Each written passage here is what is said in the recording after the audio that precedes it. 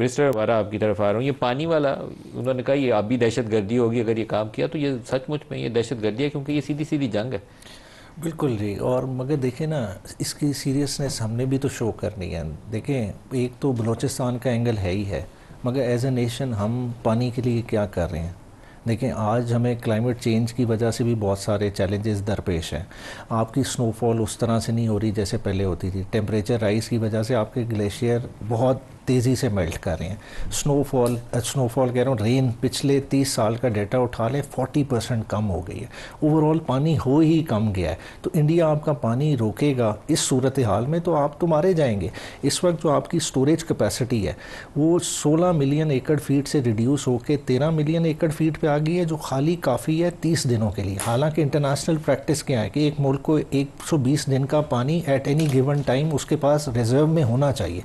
तो आपकी ये सूरत हाल है, जब 30 दिन का पानी और ऊपर से इंडिया कट लगा दे तो ये तो आप आपस में लड़ने लग जाएंगे बजाय इसके कि इंडिया से लड़ने। तो इसलिए इसको फ़ौरन एक तो टेकअप करना चाहिए, साथ ही साथ देखें पॉलिटिक्स इस पे छोड़ दें।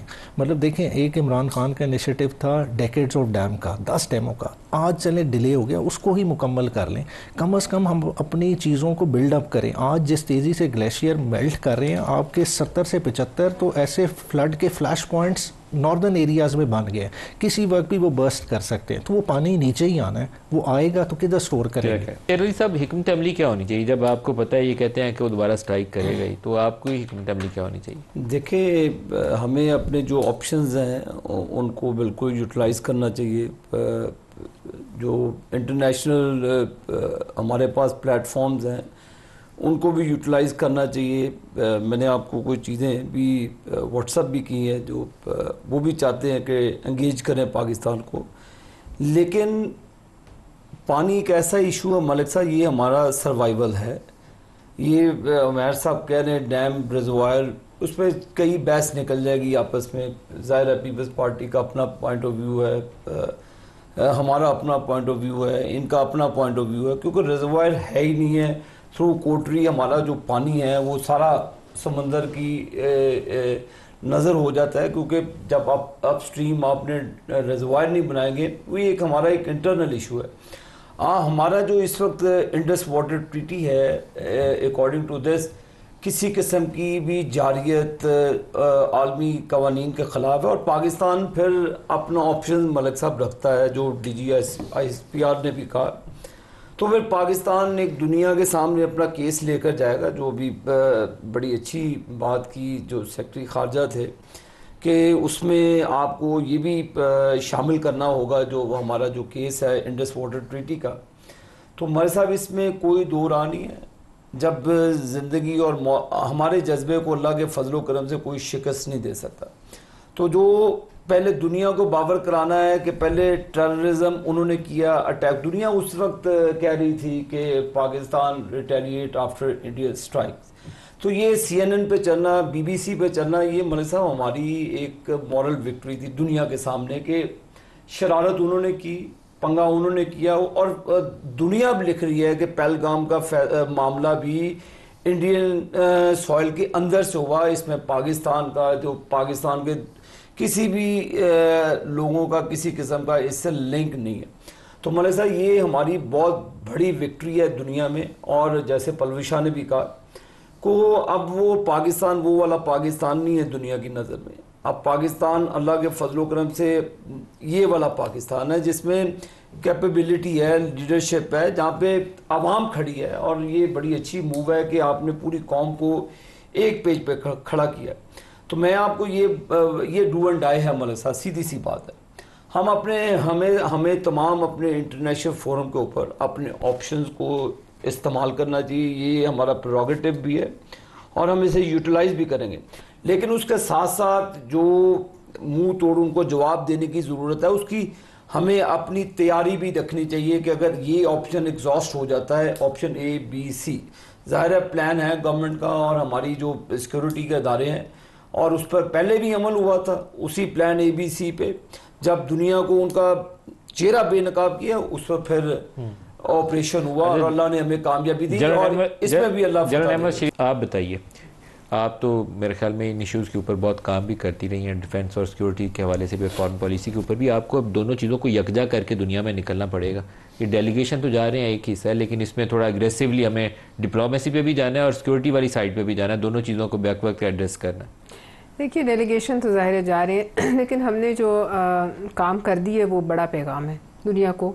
एक तो उससे आपकी कैपेबिलिटीज़ पता चल गई, फिर जो दिफा पे हम जो भी पैसा खर्चते हैं भारत के मुकाबले पे तो बहुत कम है, कुछ भी नहीं है, वो भी जस्टिफाई हो गया। और अब ऐसा लगता है कि अपनी बका के लिए हमें अगर इसमें कोई अपना पेट काट के इन्हेंस करना पड़ता है तो वो भी करना चाहिए।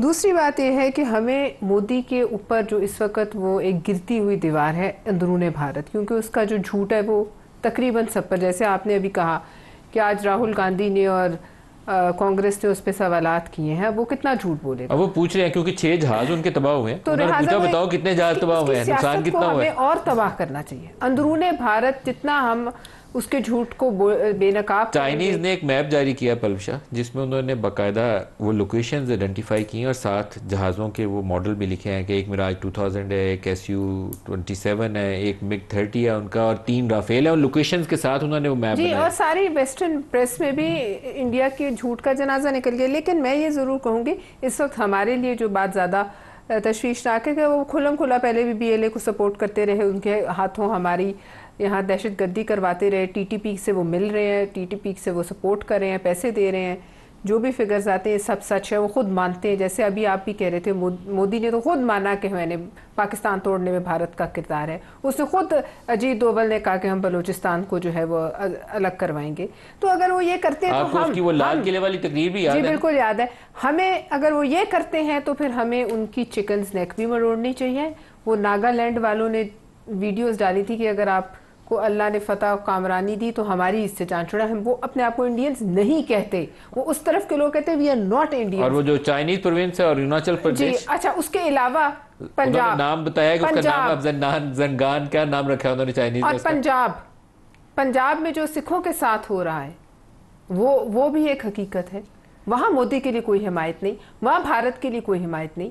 उनका एक तरीका है दबाव, लेकिन एक हद तक ही लोग दब सकते हैं। तो फिर हमें भी सपोर्ट करनी चाहिए। वहाँ जो अलहदगी पसंद तहरीकें हैं, अब शायद ये बात डिप्लोमेटिकली गलत है लेकिन I can take the liberty to say it, फिर हमें खालिस्तान की तहरीक डाल देनी चाहिए। हम क्यों ना डालें नागालैंड की तहरीक। जो पहले दिन उन्होंने ड्रोन पाकिस्तान की तरफ भेजे थे उसमें से एक ड्रोन जाके ननकाना साहब जो सिखों के लिए सबसे मुतबर्रक है, वहाँ ये वो बात है जो पंजाब में कोई सिख, या पाकिस्तानी पंजाब में या पाकिस्तान का सिख या भारतीय सिख जो है, कोई इसको जो है इस पर जो है वो भारत से मुतनफ़र हुए बगैर नहीं रहेगा। ये वो बातें हैं जो हमने बतानी है।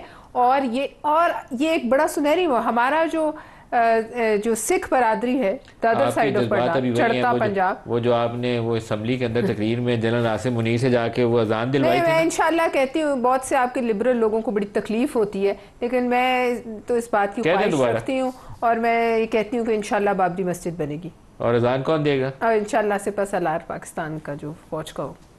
आपके भी ख्याल मैं बिल्कुल देखें, जहाँ सिक्योरिटी के मामलात हैं वहाँ कोई इफ्स एंड बट्स नहीं होते, मगर देखें ओवरऑल जो चैलेंजेस हमें दरपेश है ना, हमें उनका अहाता करना पड़ेगा। ये इंडिया के साथ हमारा कॉन्फ्लिक्ट जो शुरू हुआ है ये कोई नॉर्मल नहीं है, ये थ्रेड्स ऑफ एस्केलेशन है, ये वॉर की तरफ भी जा सकती हैं और ये वॉर वर्ल्ड वॉर 3 में भी कन्वर्ट हो सकती है। इसकी बहुत बड़ी इम्प्लिकेशन है। इसलिए देखें फॉरेन पॉलिसी बाकी चीज़ों की इंगेजमेंट बहुत ज़रूरी है। देखें अभी तक हमने OIC सर अगर तो LOC पे रहता ना ये सारा मामला तो फिर तो इसकी इंटेंसिटी और स्केल और था, लेकिन जब उन्होंने मुरीद के और आपके भावलपुर में स्ट्राइक्स की तो लेवल बदल गया। फिर नेक्स्ट डे उन्होंने आपकी जाके बेसिस को नूर खान बेस पे तो अटैक कर दिया। तो हैदराबाद देखे ना जो अभी अंडर कंस्ट्रक्शन है वहां तक पहुंच तो वजह क्या है कि मतलब वो हर जगह देख रहे हैं आई साइड, उन्होंने एक पूरा एक्सपोजर लिया है। पीछे कुछ और फोर्सेज है, देखें हमें उन फोर्सेज को भी टारगेट करना पड़ेगा। देखें आप पैलेस्टाइन की कॉज को अबेंडन कर दिया, देखें पीछे ज़ायनिज़्म है। जब तक Pakistan as a nuclear state survive कर रहा है, वो पाकिस्तान को जब तक न्यूट्रलाइज नहीं करते, ये इसीलिए OIC आपने गर्दन छुपाई हुई है कबूतर की तरह कि हमें कोई ना देखे, जब तक उन्हें झंझोड़ेंगे नहीं और उन्हें बताएंगे कि ये हम खाली अपनी जंग नहीं लड़े, ये आप सबकी सर्वाइवल की जंग है।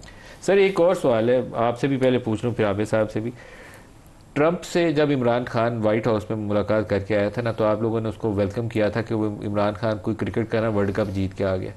उसके हार्डली 8-10 दिन के बाद वो 5 अगस्त 2019 हो गया था, उसने आर्टिकल 370 इंडिया ने ख़त्म कर दिया था और it was known to everyone. Washington को भी पता था, इस्लामाबाद को भी पता था कि होने जा रहा है, और हम वर्ल्ड कप भी फतह बना रहे थे। अभी दोबारा उसके ट्रम्प के जो बयान है, आपको बड़ा केयरफुली उसको देखना चाहिए। वो रोज़ कहता है पाकिस्तान से तजारत करेंगे, हमारे साथ कितनी तजारत करेगा? $30 अरब की दुनिया की एक्सपोर्ट्स है। तो ट्रम्प कुड डू एनीथिंग ना, वो अनप्रिडिक्टेबल है, तो आपको बड़ा केयरफुल अपनी पॉलिसी को लेकर चलना। दूसरा देखें ना, इस इशू में हुआ क्या है कि कश्मीर फॉर्चुनेटली इनफ 2019 के बाद एक दफ़ा दोबारा as an international issue arise हो गया, पूरी दुनिया में आ गया जी। तो अब कम से कम उसको हम और उजागर करें, कैपिटलाइज करना चाहिए कि ये ना हो कि नुकसान ना हो, ताकि ये बायलैटरल इशू ना रहे। जो शिमला के बाद ये बायलैटरल इशू बन गया था, ये इंटरनेशनल बायलैटरलिज्म तो खत्म हो गई है वैसे ट्रम्प की इंटरवेंशन से। सीज फायर तो ट्रम्प ने अनाउंस किया है, मगर आप देखें मोदी की तो बायलैटरलिज्म खत्म हो गई ना। सीज फायर को देखें आप उस तरह से इंटरप्रेट करें, मैं समझता हूँ कि ये इंडिया को रेस्क्यू किया गया। देखें सीज फायर तो उससे पहले भी तो हो सकता था, लेकिन उसने मोदी को एम्बैरेस बहुत कर दिया, सियासी तौर पर तबाह हो गया वो। वाशिंगटन में ट्रम्प की ट्वीट से सीज फायर अनाउंस हुई है। सीज फायर की पाबंदी भी तो फिर कराए ना कि जी अब इसके बाद कुछ नहीं होगा। हालांकि देखें कल डेडलाइन खत्म हो रही है, उसके बाद क्या देयर इज नो डेडलाइन। आज उन्होंने इंडियन मिलिट्री ने बोला देयर इज नो डेडलाइन, उन्होंने खुद बोल दिया cease fire will continue. Abid साहब, आप क्लोजिंग रिमार्क्स आपसे भी ले लूँ, फिर पलशा से भी ले लूँ। देखिए मौलवी साहब, हमें इसका एक फ़ायदा हुआ इसका बोलने का। इंडिया में महाज एक खड़ा हो गया, मैं उनके आर्टिकल्स भी पढ़ता हूँ, देखता हूँ, वॉच कर रहा हूँ मिन्यूटली, कि एक उन्होंने ट्रम्प की इंटरफेरेंस पर जो मोदी का बैंड बजाया, इसमें देखे हमारी मॉरली भी फतह है, ऑन ग्राउंड भी फतह है। मैं आज कौम को बताना चाहता हूँ, पहले इनको फ़ज़ा में फेंटी लगाई है, अब ये क्रिकेट में हमारे साथ पंगे कर रहे हैं। इंशाअल्लाह ताला ऑन ग्राउंड भी इनको फेंटी लगाएंगे, और मेरा यकीन है कि इंशाअल्लाह ताला हमारे साथ क्लोजिंग रिमार्क्स हैं कि पाकिस्तान अल्लाह के फजलो करम से ना इनको, अब देखें ना, इनकी गुंडागर्दी ख़त्म की है हमारी मुसल्लह फ़ौज ने, बहादुर फ़ौज ने इनकी गुंडागर्दी ख़त्म की है। तो मैं आपको यकीन से कहता हूँ कि मौलवी साहब ये ऐसे फुलझड़ियाँ चला रहे हैं, ये आने वाले दिनों में मामला पाकिस्तान के हक़ में जाएंगे। और ट्रम्प की जो आप बात कर रहे हैं, तो इसमें पाकिस्तान का फ़ायदा है, पाकिस्तान का नुकसान नहीं है। दुनिया के जरीदे पाकिस्तान के हक़ में लिख रहे हैं, पाकिस्तान की मुसल्लह फ़ौज की बहादुरी के ऊपर लिख रहे हैं। और लेकिन हमें विजिलेंट रहना चाहिए, आंखें खोल के रखनी चाहिए। तो बिल्ली को देख कबूतर की तरह आंखें बंद नहीं करनी चाहिए, वो किसी वक्त भी हमलावर हो सकती है। हम चुकन्ना है, हम अपने तमाम मामलात को अल्लाह के फजल से अच्छे हैंडल, अभी तक अल्लाह के फजल करम से उसी तरीके से हैंडल हो रहे हैं। इन फ्यूचर भी ऐसा होगा, और इंशाल्लाह हम हर मैदान में, चाहे वो डिप्लोमेसी हो, ऑन ग्राउंड हो, जो भी हो, हम भारत को शिकस्त दें। एक चीज़ आपसे भी पलशा पूछ लूँ, इंडिया वाले मामले में 2-3 चीज़ों के ऊपर आपको स्ट्रेटजाइज करना चाहिए। एक, बढ़के नहीं मारनी चाहिए, बढ़ के मारना कोई बहुत अच्छा अमल नहीं होता, बढ़कों से गुरेज करना चाहिए। मार भी देनी चाहिए, तब मारनी चाहिए जब आपको दुश्मन को डरा के भगाना हो, लेकिन उसकी गलत फहमी में मुबतला नहीं हो जाना चाहिए कि अब ये भाग गया बुज़दिल है, वो मुड़ के वार भी कर सकता है, उसकी तैयारी करनी चाहिए। ये दूसरा हिस्सा है सवाल का, उसके लिए दोनों चीज़ों को सामने रख के हमें स्ट्रेटजाइज करना चाहिए। देखिए, मुझे तो ये दुश्मन वो है ना, सांप है, किसी वक्त भी पलट के आप पे वार कर सकता है। और जो अब नज़र आ रहा है, वो कह ज़रूर है कि सीज़ फायर कंटिन्यू करेगी, लेकिन वो कोई डेट नहीं है उसकी सीज़ फायर की एक्सपायरी की। लेकिन साथ ही साथ वो कहते हैं ये ऑपरेशन संदूर भी चलेगा, साथ ही साथ वो पानी को जो है चनाब से रोक रहे हैं। लिहाजा वो आपको इंस्टिगेट कर रहे हैं कि आपके हाथों में चाहते हैं कोई ऐसा काम हो कि फिर वहाँ से आप पर वो इल्ज़ाम लगे और दोबारा कोई, क्योंकि ये मोदी अगर ये ऐसा नहीं करता तो मोदी, मैं समझती हूँ, उसकी सियासी मौत हो चुकी है भारत में। अब वो ऐसा शख्स है जो अपने आप को बका और दवाम देने के लिए, चाहे पूरे भारत को उसको 1-25-30 करोड़ को आग में झोंकना पड़े तो वो झोंकते हैं। 4-6 हफ्ते अगले बड़े टेंस होने हैं, आपको उसके लिए स्ट्रेटजाइज करना पड़ेगा कि हमने आगे कैसे चलना है।